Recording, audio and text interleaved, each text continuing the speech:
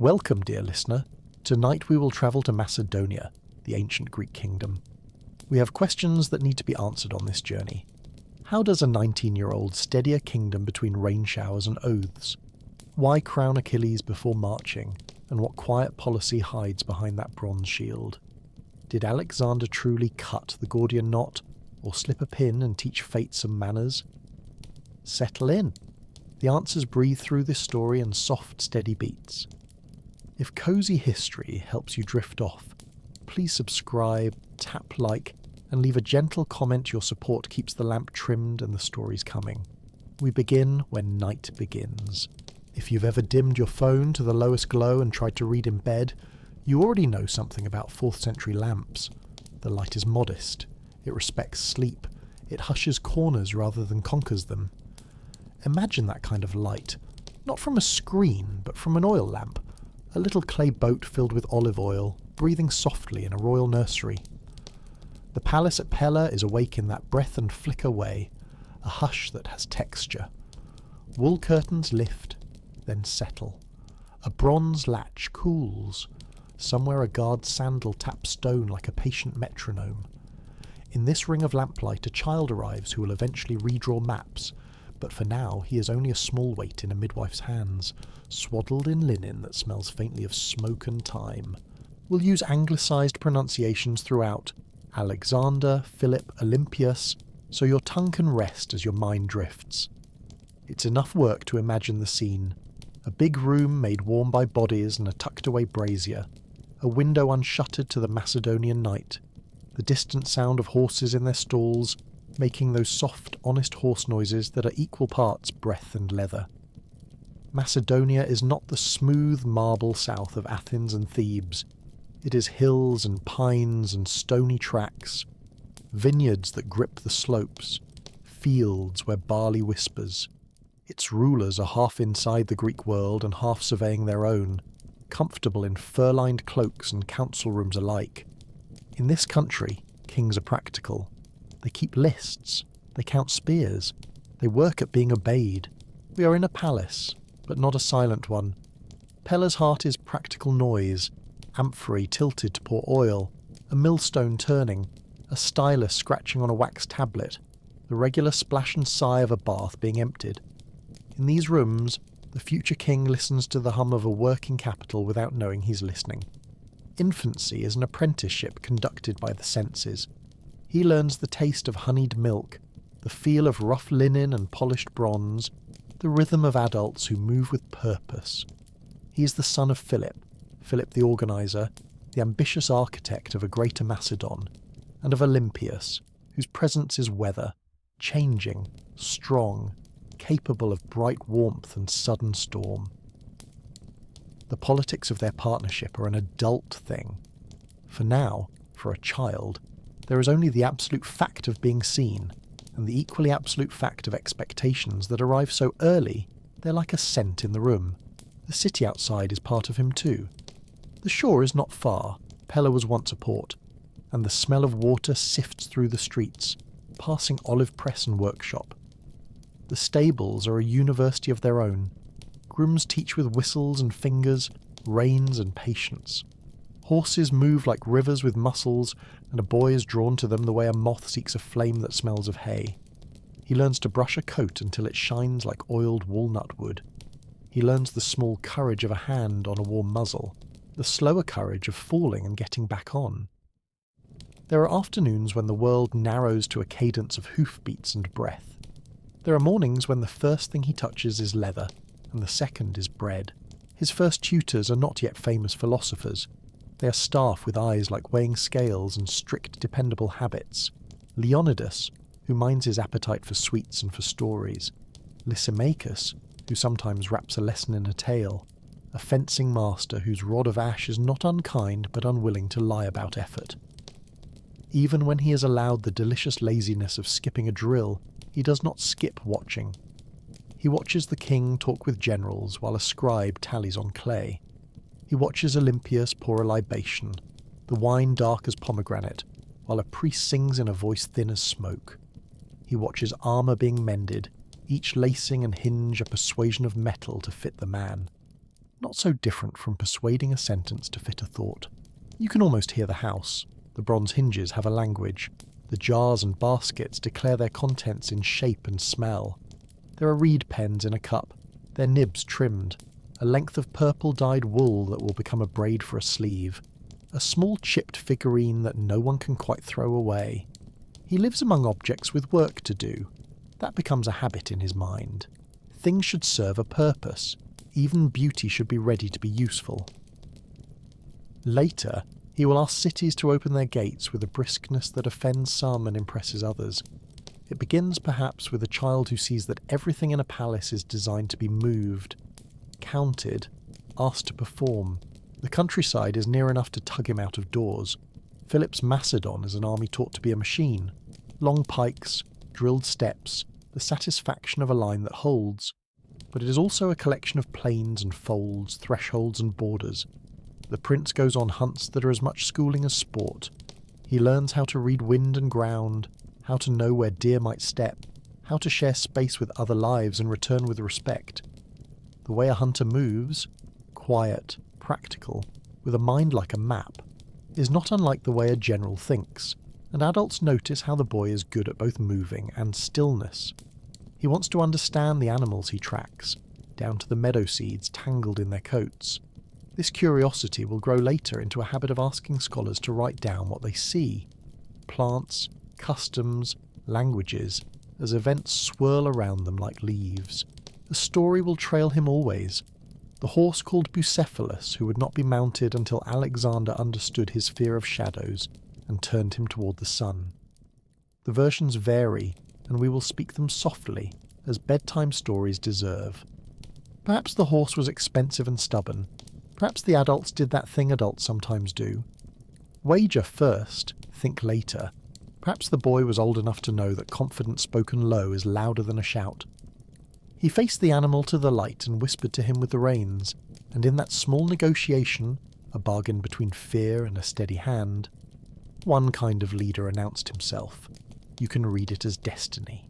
You can read it as empathy. Either way, it is the kind of tale a household tells over bread with a smile they try to hide. If you've ever coaxed a reluctant houseplant into a sunnier window, and then claimed it was your idea all along, you have some sympathy for Alexander's method. Philip watches this child with the look of a builder measuring a beam. The king is busy. He invents time by making lists. He reforms the army with a carpenter's exactness. A longer pike here, a different formation there, a joined rhythm between infantry and cavalry that feels like two hands clapping at once. He is an adult in a hurry, and hurrying adults do not always seem restful. But when he looks at his son, there is both pride and something like caution. Macedon will need a successor who can keep the carpentry intact while adding his own rooms to the house. The boy must be able to be two things at once, a spear and a sentence, decisive and articulate. Alexander listens to the way Philip speaks, that combination of pressure and promise. He learns to weigh words as if they were coins, sound, ring, proof. Olympias, meanwhile, gives him a different inheritance, a sense that the invisible is also real. Her rituals are careful rather than dramatic. Lamps, songs, the soft clatter of a bowl placed on stone. In her quiet, the gods are not distant statues, but old family friends who expect courtesy and occasionally lend advice. If Philip is the voice of lists, Olympia's is the voice of meaning, laying the golden thread that runs through events and holds them in a pattern. A child doesn't need to choose. He can have both, a ledger and a legend. It is not a bad education for someone who will learn to build a bridge between peoples, telling stories that make new arrangements feel like continuations of something older. In the palace, a library is less a single room and more a habit of storing words wherever they will be safe. There are scrolls that smell faintly of oil and the reed beds they once were. There are copies of Homer kept with the care you give a family heirloom. There are stories of Achilles, the fast runner, and of Athenian debates that seem to take place on a stage even when read in a quiet corner.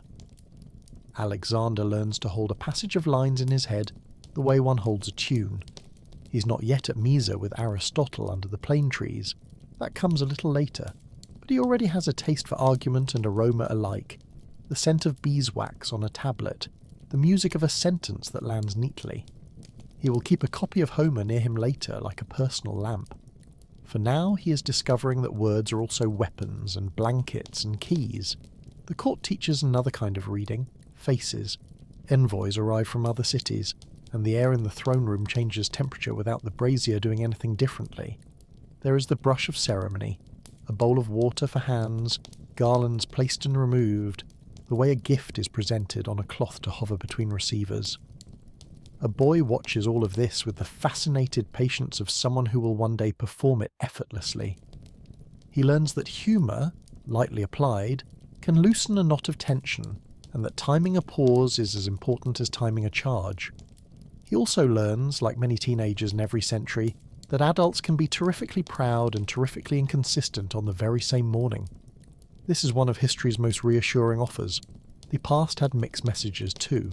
There are soldiers at Pella who look at the prince with a sideways softness, the way a veteran looks at a recruit and sees both what he is and what he might be. They make him a wooden spear in miniature and promise a real one when he earns it. They let him sit a horse that steps carefully for children. They tell him, in their way, that a leader is someone who knows how heavy a shield feels after 8 miles, and how brilliant water tastes once you stop to drink. He will not forget this. He will come to love night marches that set off quietly and arrive like a sunrise no one expected. He will also learn to love lists, on a calm winter night, in a room that holds its heat because the walls are thick and the doors fit. He will write down names, units, people, places, and the exercise of enumerating will soothe him. A ruler's lullaby can be made of columns and totals. Pella sits in a network of roads that are real and imagined. Caravans bring news that is half story, half invoice. A trader shows a coin stamped with a faraway head. A traveller describes a city by how its bread tastes. Persia exists in these conversations like a weather system across the horizon. Vast, confident, present even when not seen. At some point the boy discovers that the map is not simply the shape of other countries, but the shape of possibilities. Could the lines move? Could the roads be longer? Could the names be written in more than one script? He does not phrase it like that yet. He presses a finger into wax and draws a river. Then he draws another. Even princes fight with their friends and then make up. The band of companions that will follow him later, the boys who practice with him, and read with him, and share bread with him, are learning together how to be themselves without blocking the light for each other. Hephaestion is there, perhaps already carrying that warm gravity that will matter later. Ptolemy, sharp-eyed. Others whose names will become chapters. They practice in a courtyard that smells of dust and olive leaves. A kestrel sits on the roofline like a punctuation mark, and the boys debate who is Achilles today, and who, less glamorously, must be a loyal friend. There are always more volunteers to be Achilles than to be the friend, which tells you something true about youth across centuries. If you listen closely, you can hear the sound of the sarissa, the long pike that Philip brings fully into the Macedonian way of war, dragging faintly across stone as a soldier moves it from one rack to another. It is an instrument of distance. It teaches an army to be both near and far at once, holding an enemy off with a forest of hardwood while staying connected shoulder to shoulder. The boy does not yet hold one at full length, but he has watched enough to understand bottom lines. Preparation is kindness. Discipline is a kind of comfort. Rhythm saves lives. He feels his father's reforms like a drumbeat in the floors. Step, step, step. Hold, breathe, step. The palace kitchen is a place where practical magic happens. A pot of lentils can feed many. Bread can be made in a shape that looks like a wreath and tastes like a second chance at breakfast. A jar of olives is moved, counted, opened, shared. The cook swats a boy back from the honey with a look that says, "Future kings still wash their hands before eating," and the boy retreats, laughing, to the basin. There is a human-sized wisdom here that counterbalances the scale of politics. All war councils pause for food. All victories end with a question of what to eat. Alexander absorbs that truth so deeply, he may not even be aware of it. The logistics of nourishment will later move with him as surely as the cavalry. Grain tallies, water skins, drovers with sheep that look, bless them, like they were designed to be counted.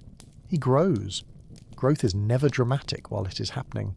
It is all small increments, a sash that has to be tied further along, a sword hilt that fits the hand a little better than last month, a horse that now obeys more quickly because rider and animal share more history. He moves differently. New muscles rearrange familiar gestures. He reads more complex texts, but his favourites are still those old songs where something like honour shines through salt and bronze like lamplight through clay. He carries them with him the way you carry a photo of home, except in his case the picture is a rhythm, a run of words. He will learn soon enough that poems are useful even in practical countries. It is still a home. For all the ceremony and lessons and drafts that nose under doors like polite cats, there is also ordinary affection.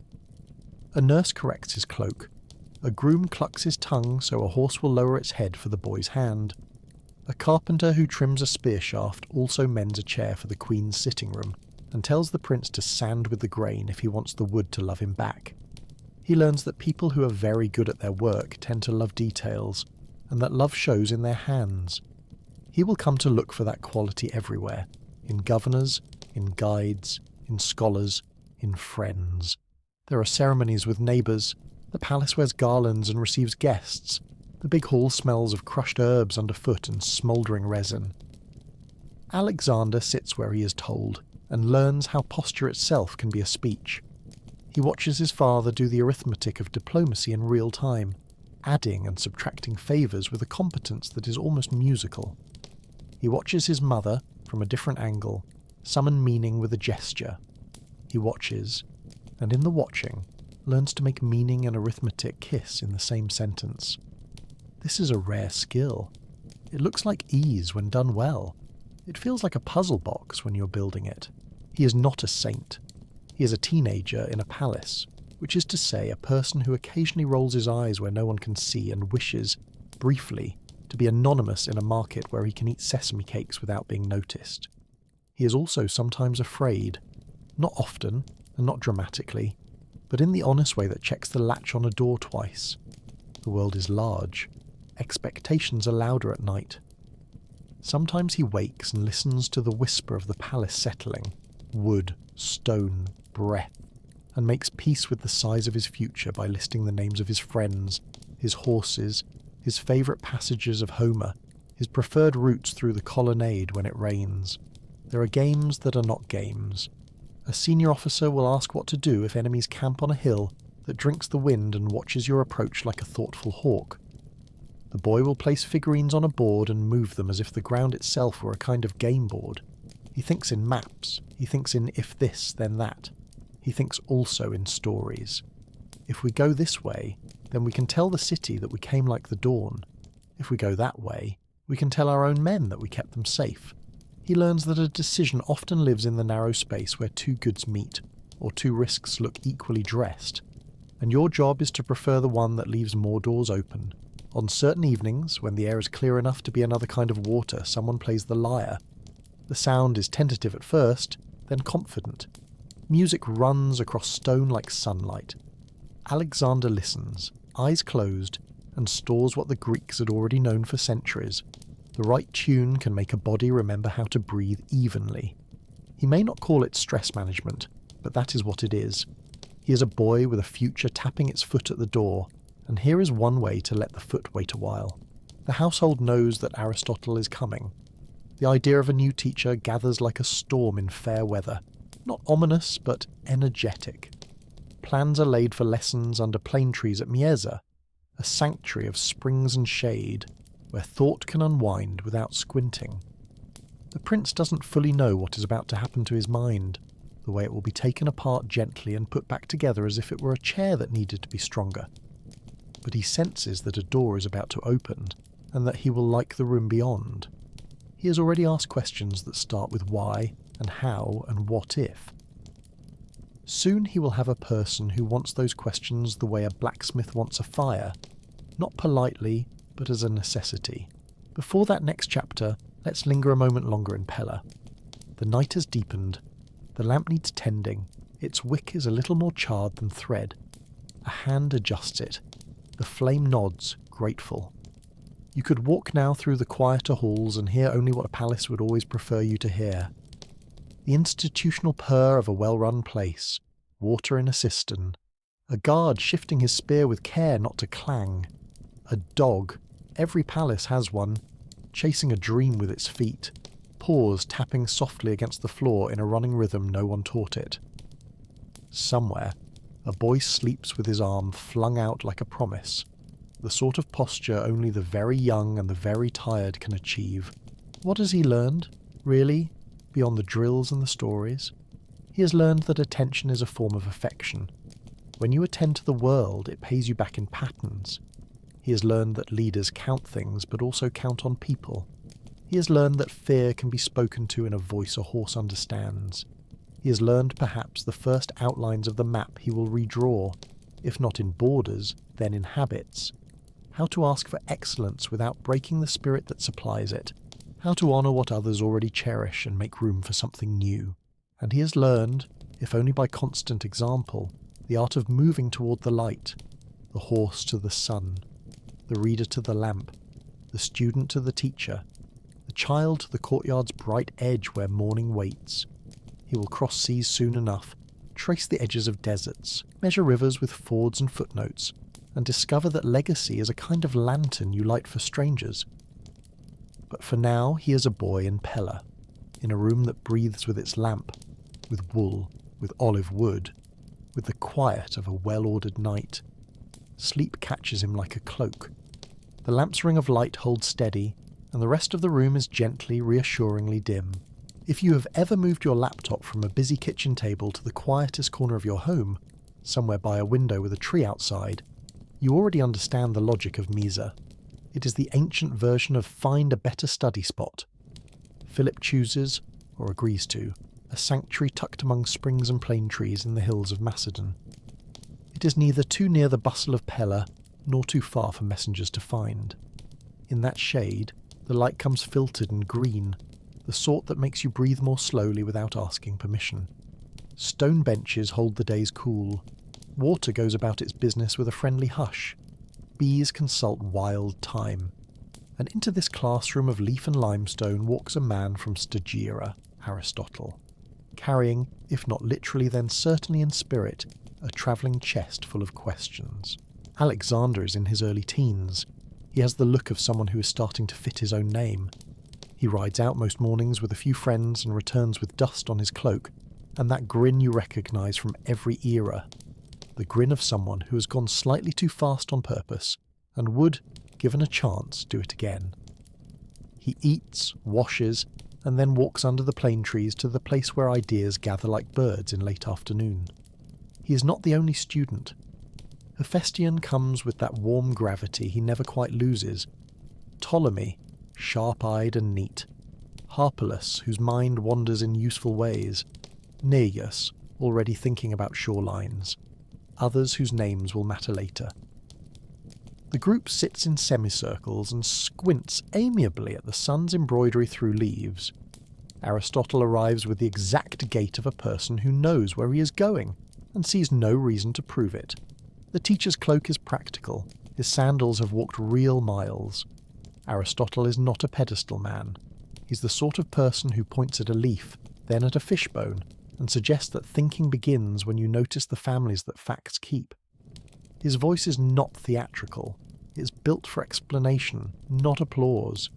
He asks the boys what they know about a thing, and then, very gently, unknots their answers so they can see how much was assumption and how much was observation. When Philip invited him north, sources suggest the plan took shape around 343 BCE. He was inviting not only a tutor, but a method, the habit of asking, what is this made of? What purpose does it serve? What happens if we change one part? The sanctuary at Mieza becomes, in effect, a workshop where curiosity wears a linen apron. It helps that the place itself is a teacher. The spring runs clear over stone steps, polite as a fountain in a city square. There are shrubs with tiny aromatic leaves that keep secrets about their oils, until you crush them between finger and thumb. There are low, chalky cliffs pocked with caves where votive offerings have been left. Small terracotta figures with hopeful faces, reminders that even in a lesson you are standing in a sacred story. Aristotle honours the place without fuss, a libation perhaps, a moment of stillness before a lecture. Then he sets a wax tablet on his knees and sketches a diagram of a syllogism, with the ease of a craftsman unrolling a blueprint. Alexander has always liked the smell of wax and wood, the promise of a blank tablet, the way a reed pen makes a decision simply by touching the surface. He now learns to like the shape of logic, the way two sound statements can lead you toward a third as reliably as two rivers joining will make a stronger current. If you listen from a distance, it might sound like philosophy is a lot of words about words. Up close, under these trees, it feels closer to carpentry. You square the corners of an argument, check the surfaces, test the joints. The prince, who grew up watching spears trimmed and chairs repaired, recognises the sensation of pieces fitting until they hold. Homer is on the syllabus. Of course he is. The Iliad comes out of its scroll case with the ceremonial efficiency of a spear coming off a rack. A scribe begins to read, and suddenly the grove is shared with ships and salt, with Achilles and a quarrel that has been staged in bright language for centuries. Alexander listens as if history is auditioning for a role in his life. Aristotle interrupts to ask what excellence looks like when the world is not a poem, how courage differs from recklessness, how honour finds a home in the city and not only on a battlefield. The group argues about who is admirable and why. In Homer, anger can be a wind that carries a man too fast. In a kingdom, anger can be a bad courier that delivers the wrong message at the wrong time. Aristotle nudges the comparison and leaves it to rest in their minds like a smooth stone in a pocket. Weighty, reassuring, ready to be felt again later. There is a story later that Alexander will keep a copy of the Iliad close to him on campaign, annotated by Aristotle, precious enough to tuck into a fine container. Whether it was exactly so, the spirit of the tale is right. Words travel with him. A passage can be a kind of lamp. The teacher's glosses, little notes on the margin of courage, patience, friendship, are less edits than invitations. He's not making the poem smaller. He's giving the prince a way to live with it in a tent under a foreign moon, with the sounds of a river he does not yet know repeating itself into sleep. Aristotle is a scientist by temperament as well as a philosopher by training. He asks the boys to collect things on their way to class: leaves, seed pods, a beetle that looks like a bead. He shows them a fish spine and the inside of a fig. He is building something inside them that is bigger than any single lesson. A confidence that the world can be sorted, named, and known without reducing it to boredom. He has a trick for that. He puts new words beside familiar objects. Form enters the vocabulary alongside feather. Cause sits companionably with cart. Soon a prince can say, with ordinary calm, that a thing might have four causes: material, formal, efficient, final, and then point to a simple wooden cup to prove he's not lost in abstraction. He's also the son of a doctor, and some stories say Alexander's taste for medicine begins here. Imagine a morning when the grove hosts an impromptu clinic of ideas, the pulse measured with careful fingers, the difference between remedies that help and remedies that only sound helpful, the ethics of tending a body that belongs also to a community. Alexander will later write to physicians in earnest, bothering them, in the affectionately relentless way of certain students, about treatments for his friends. He will not claim to be a healer, but he will speak to healers in their own grammar. Seeds of that courtesy are planted here, watered by a spring that likely has been noticed for its clean taste since before anyone could spell taste. The day's rhythm is kind to thought. Some physical practice comes first, riding or running, or the controlled dance of spear drills, so that bodies stop fidgeting and minds can sit without protest. Then the walk to Mieza, the welcome of shade, the gentle ceremony of arranging scrolls and tablets. The opening question is usually modest, a stone tossed into shallow water. What is the good life for a human being? What is a friend? When is a law a better friend than a person, and when is a person more trustworthy than a law? Alexander hears these questions as if they have been waiting for him in the trees, leaf-shaped and practical. He will not always answer them the way his teacher might. No one expects a general to become a librarian overnight, but under the plane trees the edges of his ambition are chamfered into something that can be handled without splinters. It is not all Aristotle with a capital A. There are lesser tutors working like instrument sections in an orchestra, tuning quietly, doing their part. A rhetorician insists on clean sentences that know how to walk in a straight line. A geometer shows how a circle behaves like a promise, and a triangle like a family. A musician explains modes, how one set of notes calms while another set wakes the blood. Alexander takes the music lesson to heart. He will learn the art of a camp song that steadies a knight before a hard march.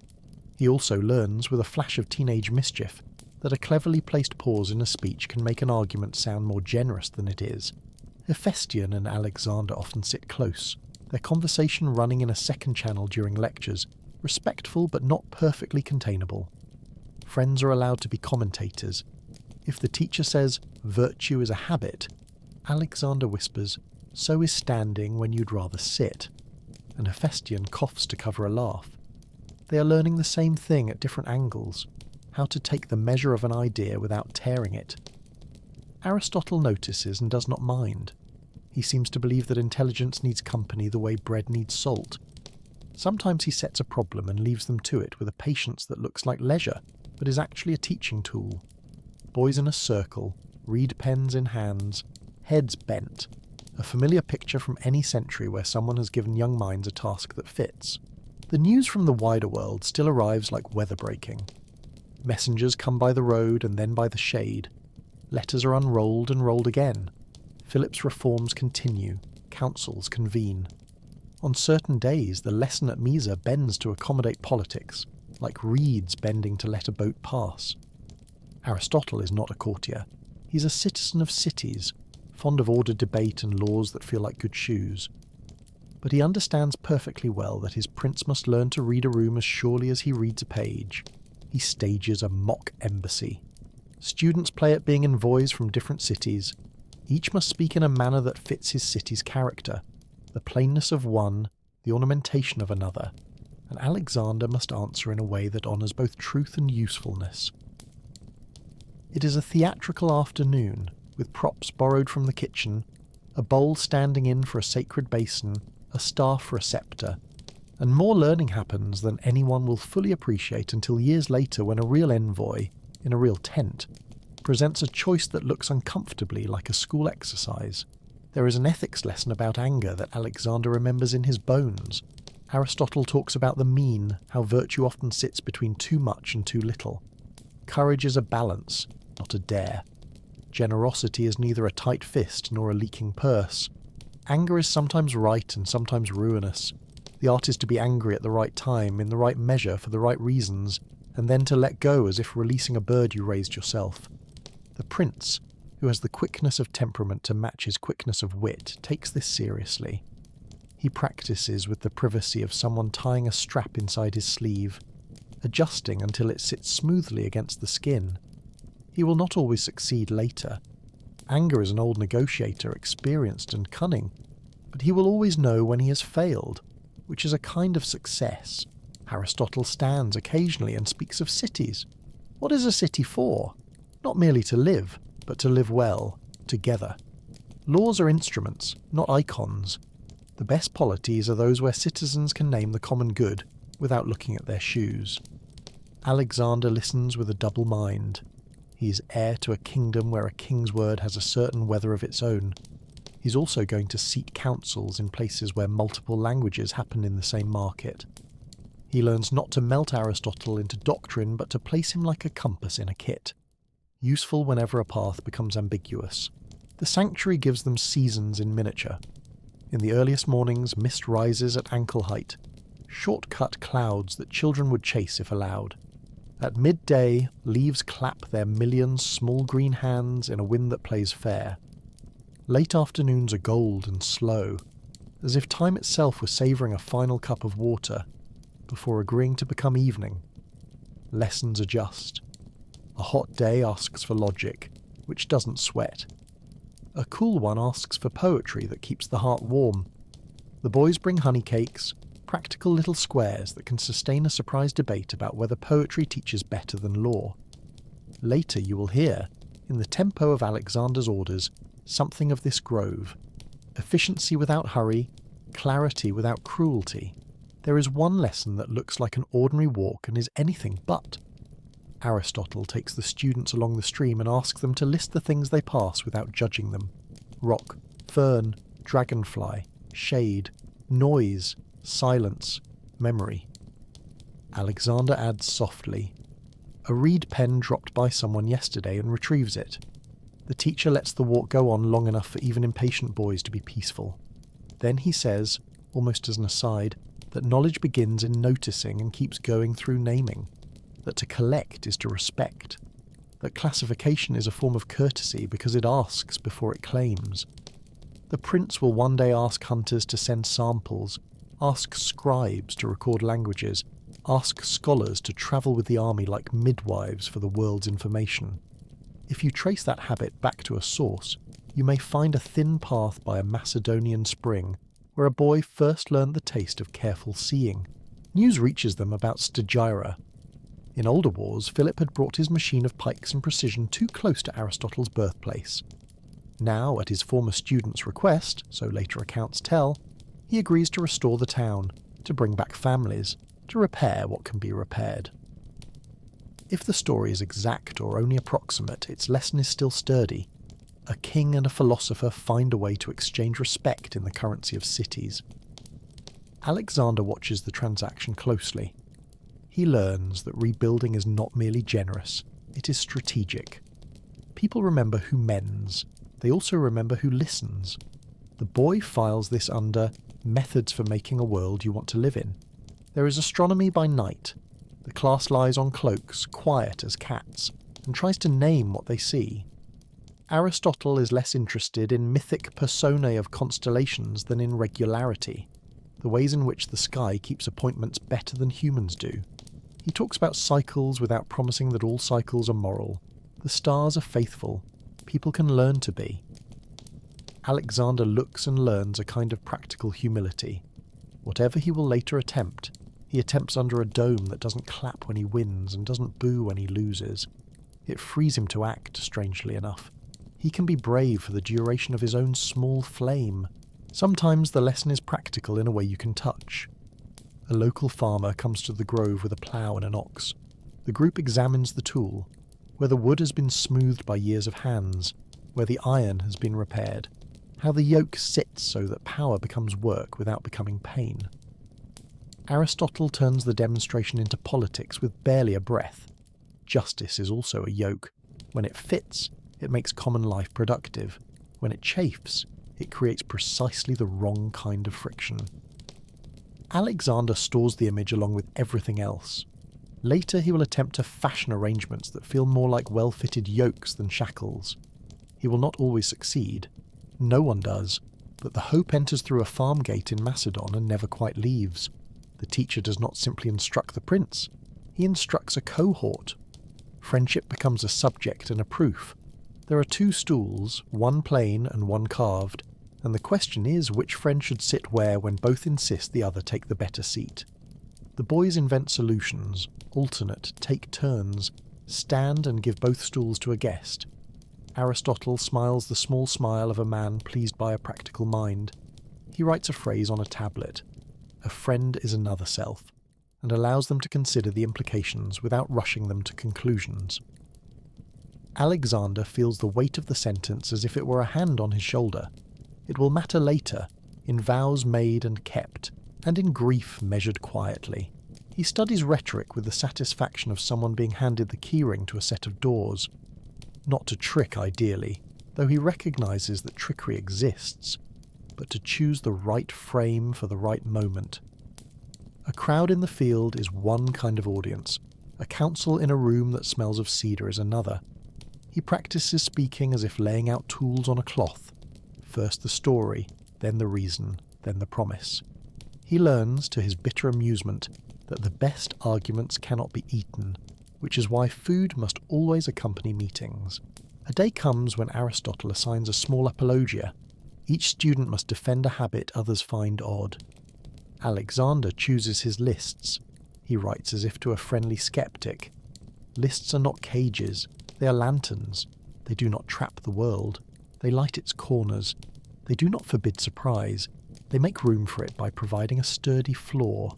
Everyone laughs because it is true, and because the boy is already famous for an inventory that can soothe him faster than a song. The teacher, who respects clarity wherever it appears, gives him an approving nod that lasts exactly half a heartbeat longer than necessary. Not every discussion is tidy. They read tragedies in which good intentions walk into furniture shaped like fate. They support and oppose lines as if pushing against a door to see if it will hold. A debate about whether noble ends excuse dubious means becomes heated until Aristotle suggests that ends and means are like bread and flour. You cannot eat flour and say you have eaten bread. The making matters. Alexander restrains his impatient agreement and chooses instead to ask a question about timing. Sometimes flour needs to be saved for the moment when an oven is ready. The teacher regards him with that expression again, the one that says, yes, and keep going. Mieza is not a monastery. There are hunts. There are visits to neighbouring estates. There is a small altar at the grove where the boys take turns practising the liturgy of gratitude. Grain, wine, a quiet word. The gods are not stage props. They are the structure within which civic life happens. Aristotle, who can be pious in a manner that never scolds, teaches reverence as a form of good housekeeping. Honour what is larger than you, so that you don't mistake yourself for the frame around everything. Alexander, who will one day be saluted in temples far from home, needs the lesson to keep its simplicity. He keeps it. On a late summer afternoon they draw a city in the dust, streets like threads on a loom, a marketplace with shade, a harbour if the city is lucky enough to have one. Where should the temple stand? Near the centre, so festival processions go through ordinary life? On a height, so the god looks outward and inward both? Where should granaries sleep? How should walls behave? Hugging or stern? The boys argue with a seriousness that would charm you. It is play. It is also preparation. The prince will someday sketch an actual city by the sea with a gesture that looks like memory made public. Not all of Aristotle's counsel flatters royal instincts. He believes in law. He believes, with the unfashionable steadiness of a craftsman who likes good tools, that law is how you keep tomorrow from being held hostage by an afternoon. Alexander learns to respect the argument without surrendering his own sense that sometimes a single will, applied precisely, can spare a city months of indecision. In the space between those beliefs grows a habit of convening councils quickly and then acting. If you ever notice a decision of his that seems both thought through and swift, you can almost hear leaves clapping. The relationship between teacher and pupil acquires its own furniture. There is a certain bench they use when the topic is delicate, fate, for instance, or the costs of greatness. There is a patch of shade they avoid because it collects gossip the way low places collect water. There is a stump that serves as a lectern when Aristotle wants to read from something he has been writing. The prince likes those days best. He recognises in the older man's drafts the same comfort he finds in his lists. The pleasure of ordering, the mercy of sequence, the sense that meaning can be persuaded to stand still long enough to be useful. From time to time, the class is interrupted by news that requires Alexander's presence at court. A guest to honour, a ceremony to learn. He rises, excuses himself, and goes with the courtesy of a student who knows school continues whether or not he's in his chair. When he returns, there is usually something in his eyes that wasn't there before. The sober knowledge that words and gestures act ahead of orders. That a king on a dais is only as persuasive as the fabric of trust stretched between him and those who watch. Aristotle sees the change and tunes the next lesson accordingly. He is attentive in the way gardeners are attentive, pruning with purpose, leaving enough wildness for strength. You have perhaps had a teacher who adjusted your stride without telling you your stride was wrong, just by walking beside you until you found a better pace. Aristotle does that. He does not try to diminish the prince into a version of himself. He adds compartments to Alexander's internal luggage so that when he travels, knowledge does not slosh. He supplies labels, ethics, politics, natural philosophy, rhetoric, that will keep later experiences from becoming soup. And he quietly models a discipline that the prince will need as much as he needs horses and steel, the discipline of asking, even when you are sure. Toward the end of the Mieza years, An errand boy runs down the path with a note whose string is still warm from the messenger's pocket. Some crisis, some opportunity. History's shoulders are always busy. Lessons will move back toward Pella more often now. The grove will see fewer reed pens and more quick consultations under its shade. The boys know it, the way a class knows when a term is nearly over. There is a tenderness in the air that no one names. Someone brings figs. Someone else repairs a bench so that it will not bite the next sitter. Aristotle finishes a thought and does not begin another. The spring continues to speak its one sentence. Water, water, water. Before they leave, there is one last exercise. The teacher asks each student to say what he will take from Mieza that cannot be packed. Hephaestion says, simply, "The habit of listening until my friend's sentence is complete." Ptolemy says, "The pleasure of names arranged properly." Harpalus says something about curiosity spilling over containers in a way that makes everyone laugh. Alexander waits, then chooses. The pattern of shade. Everyone looks at him as if he has said a riddle. He explains gently that the plane trees taught him how light and dark can share a surface, how coolness can protect fire without extinguishing it, how a cover can also be a filter. He thinks later of counsel and command, of city and camp, of ambition and rest, and the phrase becomes one of those quiet touchstones he keeps beside his lists. He will soon serve more actively at his father's side. He will sit on chairs that creak under the double weight of ceremony and expectation. He will take the first steps onto roads that will thread their way across maps he has not seen yet. But before all that, he walks the perimeter of the grove at Mieza once more. He touches the bark of a plane tree as if greeting an old friend at a doorway. He watches a bee insist on its mission. He scoops a palm of spring water and sips as if taste could store itself in bone. He thanks the place, not out loud, but with that inward nod you give to rooms that have changed you. When he rides away, dust rising around the horses like tame weather, a few leaves let go of their branches and drift down in a kind of ceremonial shrug. The benches keep their cool. The caves keep their votive figures, shy guardians of other people's prayers. Aristotle gathers his papers. He will go on writing, thinking, building those careful cupboards in which knowledge can be kept for decades without going stale. The prince squares his shoulders and recalibrates his days. He is not less himself for having studied here. He is more. He is a boy who knows the names of parts and the names of wholes, a rider who can also be gentle with a sentence, a student who understands that the world is both catalogue and poem, and if, on some future night, he folds back a tent flap and steps into air that smells of a river he cannot yet name, there will be a part of his mind that hears, as if carried from far off by a kind wind, the hush of water at Mieza and the sheets of green shade above a bench. Leaves have their own quiet applause. They clap when ideas land. They clap now in memory, as a young man from Macedonia begins to carry his lessons out into the world. The leaves flutter like thin pages, and the grove grows still. If you've ever had the power go out during a storm and felt your whole house turn into listening, every wall, every spoon, every shoe by the door holding its breath, you know the sound that opens this chapter. It isn't a crash, it's the hush after. Pella's courtyards are wet with a brief rain. The steps shine like slate. A runner arrives. A door opens. News moves the way water does when it is shown a slope. In that low, astonished quiet, the kind that makes lamps seem louder, a young man walks into his inheritance. We'll keep our anglicised names and set the scene gently. Philip is gone. We do not linger on how. History has accounts. This is a bedtime story. What matters for sleep and for truth is that the gap left by a king is deep, and the first task of a successor is to make the edges hold. The palace knows its work. A cloak is fastened. A signet ring, cool as dawn, is placed on a palm. A chair is pulled forward. Not a throne yet, just a chair. And Alexander sits with the steadiness of someone who has practiced stillness as carefully as he practiced riding. He is 19. The rain outside remembers to stop. The guards on the steps shift their weight in unison, a soft scrape like a match that does not flare. Inside, the air thickens with ceremonious purpose.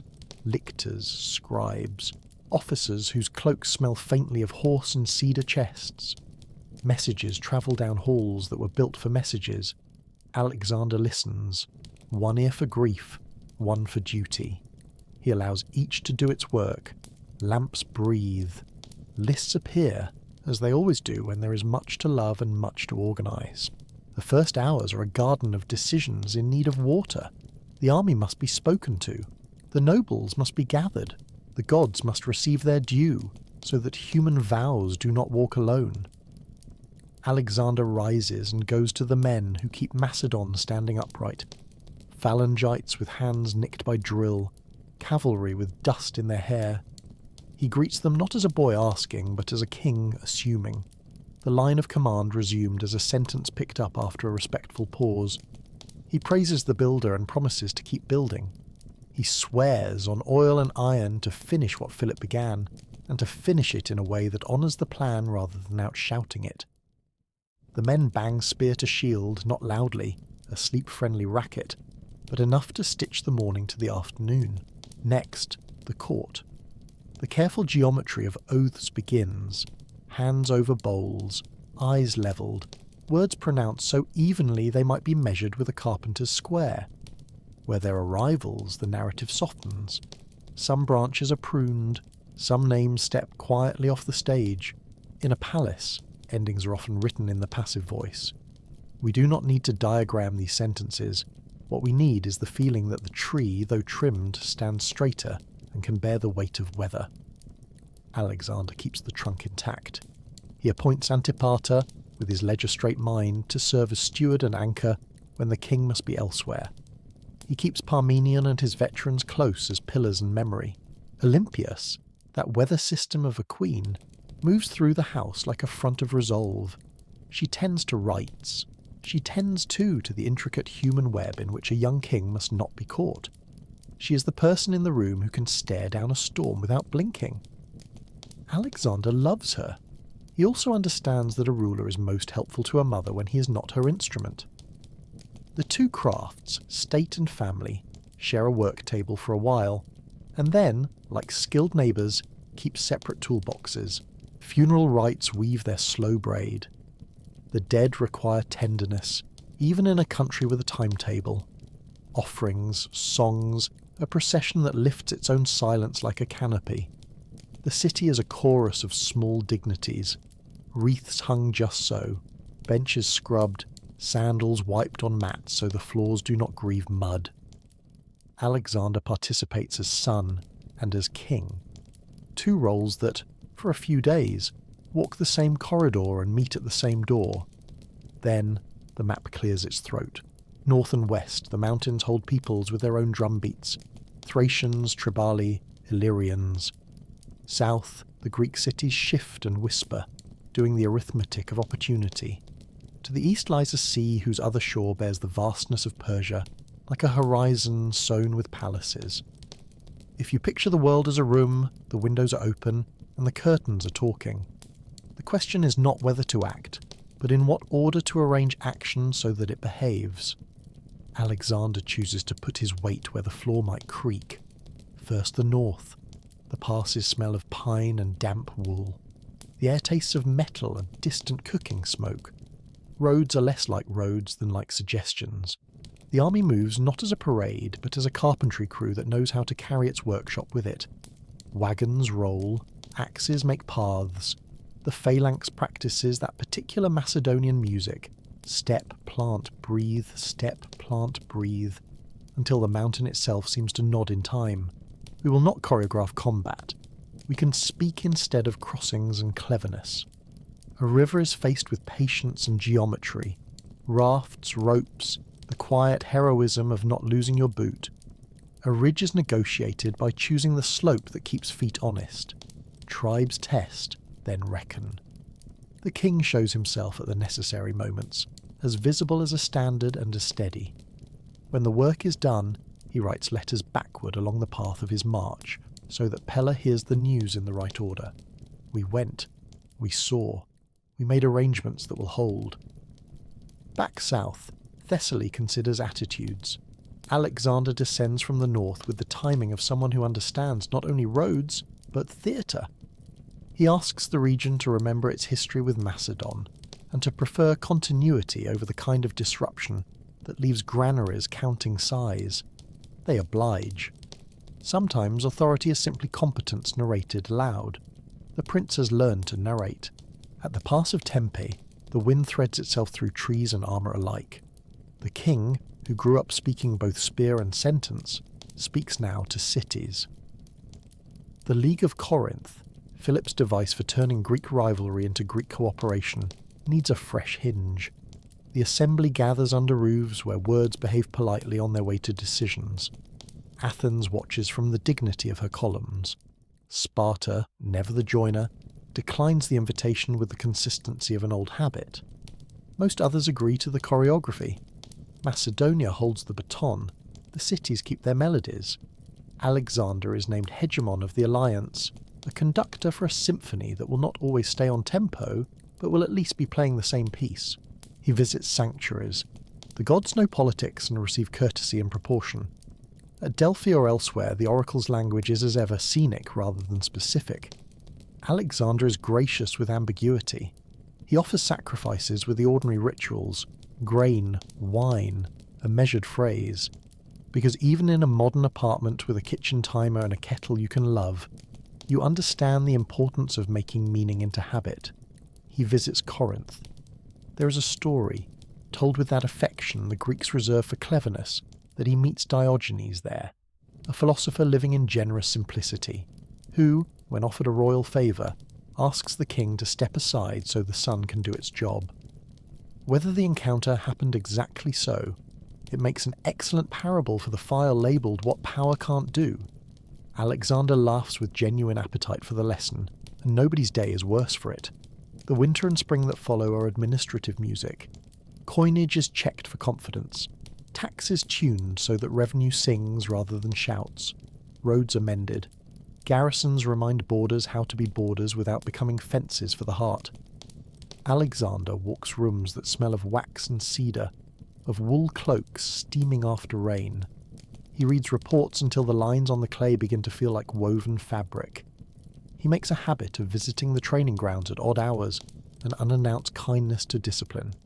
When he speaks, he enjoys the trick of being precise without being heavy.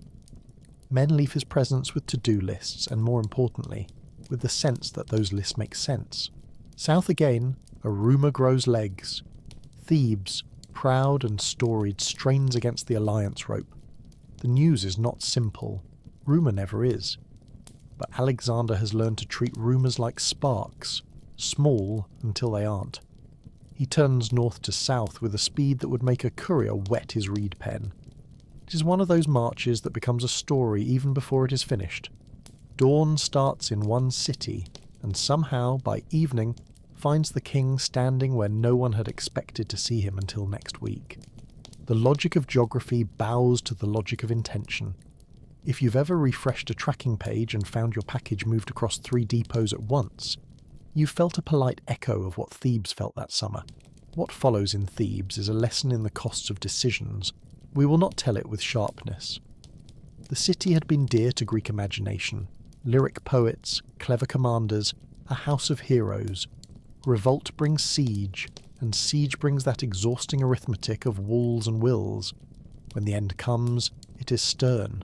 Houses fall, citizens scatter, an example is made.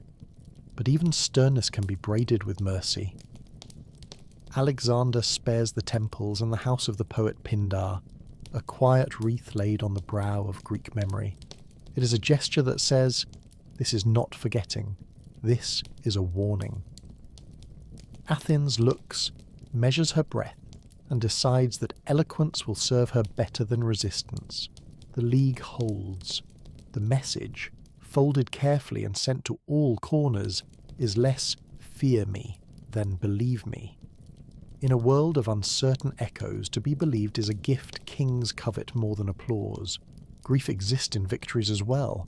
A king can succeed at keeping order and still feel the weight of what order sometimes requires. Alexander carries that weight with the noiselessness good leaders practice in public. He orders rebuilding where rebuilding will teach steadiness. He writes letters to cities with a civility that recognises their pride. He consults seasoned men whose hair has the wisdom of ash and frost. He visits the training grounds again and allows himself the smallest of smiles at a formation that holds through a patch of mud with admirable stubbornness. He eats with his officers and, instead of holding forth, asks questions that make other men enjoy their own competence. When the Greek world is settled enough to hold its shape if jostled, Alexander turns his gaze to the east, to the sea that tastes of possibility. Asia has lived, in Macedonian imagination, as a neighbouring room from which grand music leaks. Parmenion and a Macedonian vanguard have already gone to set up the chairs, as it were, securing footholds, stacking supplies, discovering which local governors prefer conversation to confrontation. The young king will join them soon, but first the kingdom must be able to breathe without its sovereign as steadily as with him. He appoints Antipater as regent in Macedon, a post like a heavy, well-made cloak, warm, weighty, and not shaped for show. Antipater's gifts are not theatrical. He aligns numbers like constellations so that decisions can navigate by them. He knows which governors need praise and which need visits. He knows when a garrison should be seen drilling and when it should be heard quietly repairing a bridge. With Antipater in place, Alexander can turn toward the Hellespont knowing that his shadow will remain in Macedon, even when his person does not. Supplies. Nothing moves without them, and nothing is more soothing to a listmaker than a supply train that can be named, counted, and paid for. Grain tallies march down tablets. Herds are arranged as walking pantries. Ship captains nod grimly over manifests that read like poetry to a certain kind of soul. Rope, pitch, spare sail, water jars, dried figs, iron nails, barley, more rope. The army's carpenters check wheels, the farriers check shoes, the scribes check each other. A few scholars join the expedition, their chests full of ink cakes and curiosity, a small quiet chorus that gladdens the king's Mieza-honed mind. Even the camp's musicians have assignments. A march will go better with a tune to lean on, and knights will sleep more quickly if someone is prepared to coax air into a reed. Messages travel to Asian cities along coasts like beads on a cord. Kind letters with firm spines, indicating that cooperation is a kind of cushion, while resistance is a bed of late-night stones. Gifts go ahead to soften landing places. Fine cloth, sensible promises, the offer of continuity that makes governors exhale. Alexander prefers to persuade before he insists. It is not always possible, but it is always pleasant to begin that way. Before departure, there is a council in a room where tapestries have been hung not to impress but to soften echoes. The officers gather, men who have ridden long roads with Philip, men who can read a sky and a balance sheet. Parmenion speaks with the unshowy gravity of a bridge. Antipater, staying behind, speaks for the hearth. The younger commanders contribute the bright edges of their energy. The plan that emerges would satisfy both a poet and a quartermaster. Cross with a spear in one hand and an invitation in the other. Fight like a Macedonian but govern like a neighbour. Keep your promises as if the gods were listening from the rafters. There is a private moment or two, because there always are, when Alexander stands at a window with a square of night for company. The courtyard is lit with lamps. The stars do their careful work. He thinks of plane trees at Mieza, of a horse angled toward the sun in a lesson about fear, of a father who thought in procedures and a mother who thought in symbols. He thinks, also, of the sailors napping near their moorings because dawn has a schedule, and boats do not like to miss it. Leadership is rarely heroic at midnight. It is more often a negotiation between the part of you that wants to make one more list and the part that knows sleep is a better strategy. He chooses sleep. He is learning that rest is oxygen for decision. Morning finds the harbours awake in stages. Ropes are lifted from pegs with the affectionate clatter of old friends. Amphorae cluck as they are settled into nets. Mules declare their opinions and then forgive the day. The air has that crisp edge that only sea towns know. Salt, tar, wet wood, gulls offering free advice. Alexander walks the decks not as decoration but as reassurance. Sailors appreciate a king who notices a frayed line and says simply, "Replace that," without performing sentiment. He throws a libation to the water, a gesture as ancient as weather, thanking the path before he takes it. Somewhere an oarsman hums a tune that the army will claim as its own by afternoon, but we are not yet crossing. Part 3 is a staircase. The sea waits at the landing just ahead. There are still errands in the Greek world that feel like checking all the windows before leaving a house. Alexander writes to cities with a generosity that is also geometry.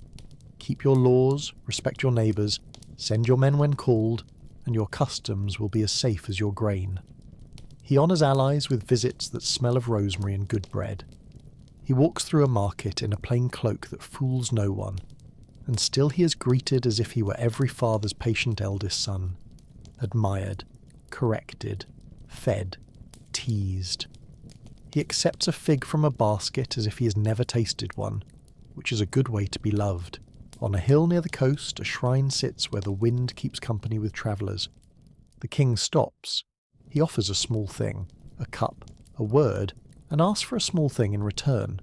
Wisdom enough to know when a hard choice is truly necessary, and when it is simply convenient. If you ask for that, you may not always get it, but you will at least be reminded to ask again next time. He leaves lighter by the weight of a prayer, and heavier by the weight of responsibility made comfortable through ritual. He returns to Pella for a last loop around the rooms that taught him how a kingdom breathes. The long hall where oil lamps line up like a choir of little moons. The council chamber whose benches learn the shape of much human worry and much human relief. The winter room where cloaks dried and maps spread themselves like clever geese. He thanks the house silently. He thanks the people aloud. A king's gratitude is not a currency to hoard. It grows more valuable when spent. A letter comes from Asia, a governor practicing diplomacy, asking in that silky way letters sometimes have, whether Alexander intends to behave like a guest or like a storm. He replies with an image. Think of me as a neighbour who wants to borrow your ladder and then show you how to build a better one, and who will return yours oiled. It is a charming line. It is also a policy. He plans to make friends with stone and law, not only with gates. There are final arrangements for succession if the sea were to be ungenerous. Names are written in an order that feels like fate wearing a very practical coat. Temples receive one more wreath. The horses are checked once more. Stirrups, girths. That way a horse's eye tells you if his morning has gone well. Bucephalus flicks an ear and forgives a groom for a late apple. The king pats his neck and says nothing out loud. Not every conversation cares for witnesses. Couriers carry announcements across Greece like the world's tidiest storm. The alliance stands, Macedon sails, obligations are as they were, customs remain comfortingly themselves. In Athens, men argue happily about what it means to have history trying on new boots just across the water. In Sparta, someone says nothing with exquisite skill. On islands, bakers add a pinch more sugar to their cakes, because any excuse will do. The sea, meanwhile, does not change its mind. It waits in its one tense, present. One evening, as the lamps are being coaxed into their night shine, Alexander passes through the stables. The smell is the same smell as childhood. Hay, leather, the mineral honesty of animals. He lays his hand on a warm flank and receives, in that wordless language, the steadying answer to an unasked question. Leadership is lonely only if you mistake solitude for vacancy. Here, among living company, he remembers that the future is a kind of herd, tended, guided, watered, brought through winter, let loose on grass when grass is ready. He steps outside and hears, faint but unmistakable, the ocean rehearsing itself against the shore. The Hellespont is not just a crossing. It is an idea that has been waiting on the porch. He looks east toward Dawn's workshop, and feels that particular quiet that comes when a long-held intention stops being a plan and starts being a calendar. He rubs the signet ring with his thumb the way a reader smooths a good line, not to change it, but to remember it fully. By now, the Greek world is arranged like a room that will not trip the guest on his way out. Chairs tucked, rugs flat, windows latched, the lamp by the door burning low for luck. Antipater is in his strong chair. Parmenion is already where he should be. The leaguers are net woven tight enough to hold fish and loose enough to fold. If storms come, they will find a house that knows how to brace its shutters, and so the day arrives that will, in other chapters, be called the beginning. Our chapter will end just before it, as the army lines the shore and the ships, trimmed and ready, let the water take their weight. The wind lifts a pennant with a gesture so elegant it might be the god of breezes saying simply, "Now." Men who grew up far from the sea taste salt and grin as if they've been given permission to be 11 years old again. A singer clears his throat. A drummer checks the skin on his drum with 2 fingers and nods. Alexander stands at the gangplank and knows that when his foot touches the wood, one life will continue and another will begin without the two ever quite separating again. He looks back once, not because he doubts, but because thanks deserve eye contact. The city holds still for him, the way a friend holds still for a photograph you'll keep. He looks forward then, to the water and the ribbon of coast and the bright, idea-rich air, and breathes in as if houses somewhere across the blue are already making space at their tables. The thunder that opened this chapter, the hush after the storm, has done its work. On the palace steps in Pella, where rain once cooled stone to a slate shine, men now walk steadily with orders written on clean tablets. The lamp by the door draws a neat ring of light around the threshold, and far away, on a deck that smells of tar and promise, that same pale ring seems to travel in the mind, steady as a coin you keep in your pocket for luck. The steps hold their quiet, and the sea answers with a road of glimmering breath. If you've ever stepped off a ferry with a backpack and felt the city on the other side inhale as if it had been expecting you, you know the feeling of Alexander's first morning in Asia. The Hellespont is glassy in places, wrinkled in others, the way a freshly made bed keeps the memory of hands. Ropes creak, tar warms. The army comes ashore in that disciplined shuffle that makes even sand sound organised. Someone laughs at the gulls, someone else counts amphorae because counting is how some people calm the sea inside their ribs. The young king, still very young despite the signet ring's quiet weight, pours a libation into the water. Oil kisses salt. A prayer steps out and walks ahead along the beach like an early scout. There is time for homage before hurry. Across the low hills sits Troy, or what people by now call Ilion, where the old song keeps its camp. The wind off the strait smells of thyme and stone. Alexander climbs with a small party and a larger sense of company, because Homer comes too when you call him, and so do boys' promises layered into men's vows. At the shrine, he crowns Achilles. Hephaestion, sources often say, crowns Patroclus, as if friendship is a rite that requires 2 sets of hands. A temple attendant with the exact look of every conscientious attendant since temples were invented brings out a shield kept for ceremonies. The story grows careful here. Some tales say Alexander exchanges his armour, taking a sacred piece as a traveller's blessing. Whether exactly so, the truth beneath it is steady. He is promising to be the sort of person who treats poems as blueprints and honour as equipment.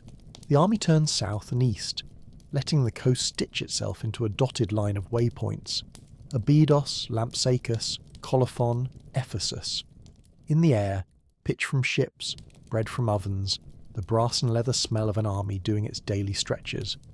At Sardis, the satrap's nerve folds like a map. The city opens its gates, and Alexander answers with courtesy turned into policy. He returns local laws and practices, promising that governance will feel familiar even when the seal on documents changes. A simple, powerful line threads through the day. Keep what you cherish, just call it ours. He leaves a garrison that looks more like an extension cord than a fist and moves on. The first large test waits on a river with a name that tastes like granite, Granicus. The banks are awkward, steep in places, slick with grass, water up to horses' chests if you choose the impolite sections. Persian forces wait with cavalry angled like commas, Greek mercenaries ironed into tidy lines behind. Parmenion, that veteran advisor who stores caution in dry places, recommends camping until the light is easier. Alexander looks at the sky, the ground, the men, the current. Light is light, he thinks. Confidence should be conserved, not squandered by delay. He arranges the lines with a neatness that would not embarrass a tailor, says a few words that fit into the spaces where fear would otherwise try to live, and signals the crossing. We will not dwell on sharpness. We can speak instead of geometry, the way wedges behave in water, the way a line holds when one person somewhere inside it refuses to be interesting and simply does his job. Dust, even with a river nearby, finds a way to rise. It lifts, folds, and then, as if bored by its own drama, drifts off. Alexander rides where visibility matters, where signals need clarifying. Accounts later dwell on a near disaster, a hatchet of bronze arcing toward a king's head and a friend's hand intercepting the moment like a door closing. The details vary. The gist is not a surprise. No one important goes far alone. The river consulted after the fact says nothing. It concentrates on being a river, and who can blame it? Victory at Granicus is not a shout but a series of errands. Officers write names. Quartermasters collect horses that will be loved tomorrow. The king writes to cities with sentences measured to the letter. You will find me in favour of your laws, your gods, your festivals. What I need from you is steadiness and, when asked, men. Greek mercenaries captured fighting for Persia. Their situation is both legal and human. Receive judgment that would read drier if we had slept more. Some sent home in chains, some folded into Macedonian units. Alexander believes in consequences because he believes in schedules. He also believes that reconciliation, when possible, is cheaper than regret. Along the Ionian coast, he prefers keyholes to battering rams. Ephesus, Miletus and their neighbours learn Alexander's travelling rhythm. Knock, greet, restore. He encourages councils that look local, even when, carefully, they are not entirely so. In Miletus, Persian ships hold the harbour like a closing hand. Parmenion argues for fighting at sea. Alexander, looking at his accounts and his instincts, disbands much of his fleet. He will defeat ships by taking their ports. It is not glamorous, this arithmetic. It is elegant. Siege engines arrive like patient furniture. Men build, push, brace, repeat. The city yields in a mixture of noise and relief. The Persian fleet, suddenly anchorless, looks for a chorus to sing with and finds the wind is indifferent. Halicarnassus is different. Walls like stubborn thoughts. Memnon of Rhodes, resourceful, salaried by Persia, directs sorties with the intelligence of someone who reads manuals and improvises. Knights there are taught. The moon sees both sides practicing upgrades. Ladders are measured. Oil jars are guarded like babies. The house god of carpenters does overtime. Fires crackle and are doused. The outcome is not a clean page, but a page with erasures. The city damaged. The defenders eventually slipping away by sea, bile in their throats and a plan in their pocket. Alexander does something there that tells you what kind of empire he intends to run. He meets Ada, the Carian queen, displaced but steady. He restores her. She, sources say with affectionate embroidery, adopts him as her son, and at least once sends pastries from her kitchen, which he graciously thanks, and then, Macedonian to the bone, asks for simpler food. Your Majesty prefers lentils to finery, a scribe notes, smiling where ink won't show it. When the coast is conversational if not adoring, Alexander turns his horses inland, into hills that smell of scrub and stone, through towns where market days are the best days. Lycia, Pamphylia, names that taste like sun. There is a narrow road on the Pamphylian shore where cliff meets sea without much interest in human plans. The story told by later writers says the water pulled back as Alexander rode along the margin, making space where there should have been none. Perhaps the wind was helpful that week. Perhaps the sea enjoys a cooperative mood now and then. Either way, men move where they feared they could not, which is a useful memory to carry. Winter, with its logic of smoke and shorter days, finds the army inland among granaries and cold stars. They share roofed rooms with people who keep a different calendar, but appreciate repairs to their roads. Men tell each other stories that tighten bonds and exaggerate near misses. Officers check on garrisons, letters, hostages who are guests and guests who are hostages in the time-tested way of ancient politics. Alexander enjoys the same comforts as a farmer in winter. Lists that finally sit still, tools repaired, maps read with a warm hand on the table. He hears that nearby a city called Gordion keeps a wagon with a famous knot. He smiles in the way of a person who does not believe fate is a bully, but is willing to accept its invitations. Gaudium is ordinary until it isn't. Market stalls, a boy with a reed whistle that squeaks charmingly, a mule that has decided today is for standing. In a sanctuary there stands an old cart attributed to an old king, with a yoke bound by cords so intricate you would forgive a craftsman for wincing. The local story runs like a well-worn coin. Whoever unties this will rule Asia. Alexander regards the knot, and just for a second, the knot regards him back. Sources disagree here like friendly cousins. Some say he slid out the linchpin, making untying unnecessary. Some say he cut the cords, which is a sort of untying with a different accent. Either way, he solved a metaphor. The point was not rope, it was permission. He gave himself permission to proceed as if the future were already nodding. Spring returns roads to their itemized condition, and the army moves northeast towards Cilicia, where mountains leave a door just wide enough for ambition, the Cilician Gates. The pass breathes cool air and patience. Somewhere along the descent to Tarsus, Alexander, hot from a ride, plunges into the Cydnus, a river cold enough to be proud of itself. Fevers, like rumours, find the openings we give them. He comes out shivering and goes to bed with the unpleasant humility of someone reminded that bodies are both palaces and tenants. Philip, a physician from Acarnania, mixes a draught that smells of bitter orange and bravado. A letter arrives, polite with alarm. Beware medicines. Not all cures travel with clean intentions. The scene that follows is a favourite on the circuit of anecdotes because it is what trust looks like when you can see it. Alexander reads the warning while Philip holds the cup. He drinks while he hands Philip the letter. The fever recedes, not as a defeat but as a negotiation.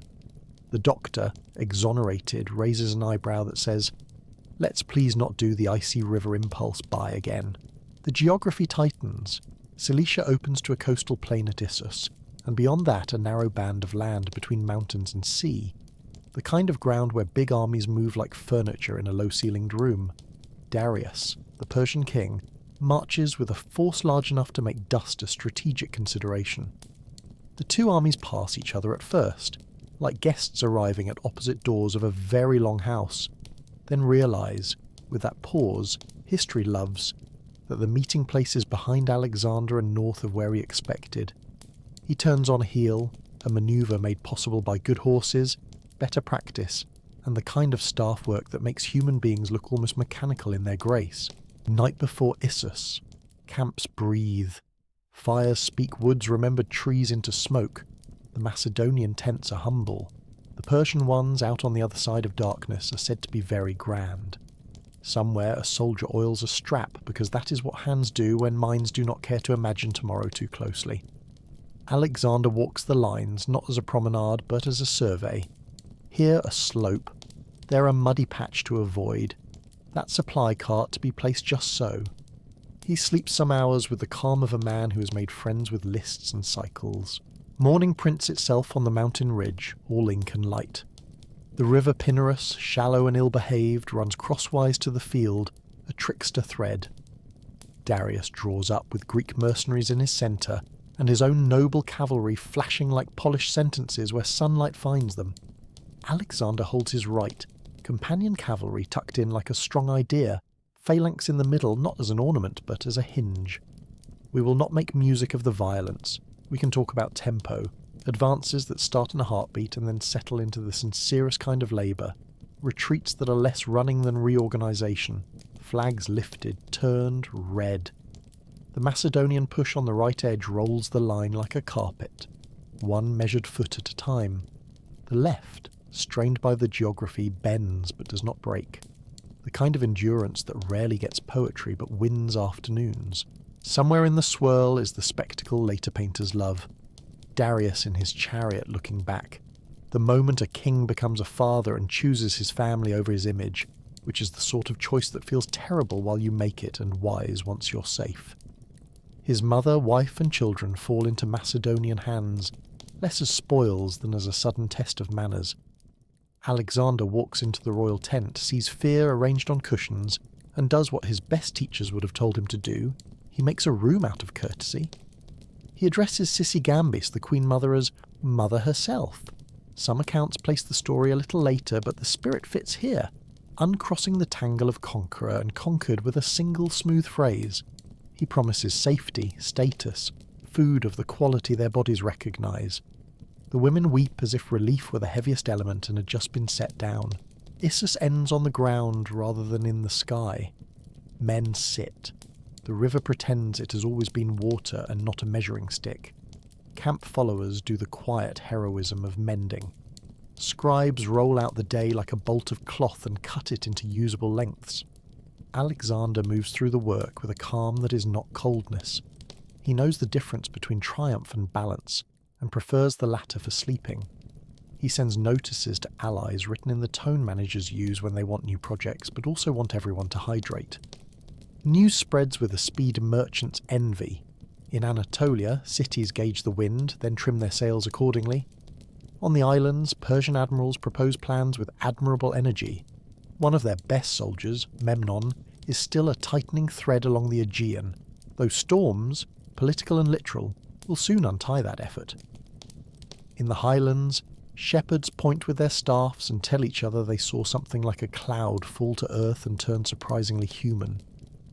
In Macedon, Antipater reads the reports with a professional's relief, crosses out a worry he no longer needs, and adds 2 more that he does, keeping the home machinery oiled and timed. There is a visit into the Persian royal pavilion, a place where furniture and fabric attempt to do the work of awe. Carpets like night, lamps with thoughts about gold, bowls that, if empty, look as if they still contain the idea of pomegranates. Alexander looks and does not forget his mother's room in Pella, or the grocery list steadiness of Philip's camp. He tries the couch. It feels like a decision made by someone who did not expect to march at night. He smiles. He prefers furniture that can travel.